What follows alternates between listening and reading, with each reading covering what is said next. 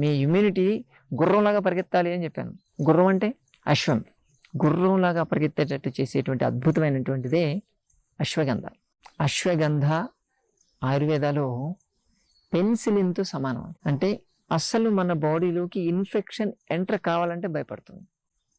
అంత అద్భుతంగా పనిచేసేటువంటిది మూలిక అది.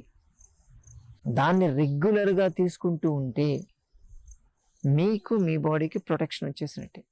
ఏదో కొత్త కనిపెట్టి చెప్పేది కదండి. 3000 సంవత్సరాల నుంచి అశ్వగంధని వాడుతున్నారు.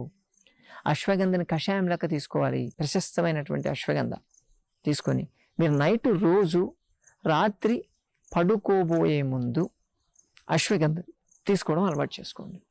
మనం నైట్ పడుకునేటప్పుడు ఈ అశ్వగంధం తీసుకుంటే దాని పవర్ బాగుంటుంది. అది తీసుకోవడం వల్ల రోజు మొత్తంలో ఎక్కడైనా సరే మనకు తెలియకుండా ఏదైనా ఇన్ఫెక్షన్ లోపలికి ఎంటర్ అయిపోయిందా, ఇది నైట్ డ్యూటీ చేస్తుంది. అందుకే అశ్వగంధని ప్రతిరోజు మీరు తీసుకోండి. కాబట్టి మిత్రులారా, అశ్వగంధ నైట్ వాచ్మ్యాన్, దాన్ని ఖచ్చితంగా మీ జీవితంలోకి ఆహ్వానించండి. నమస్తే.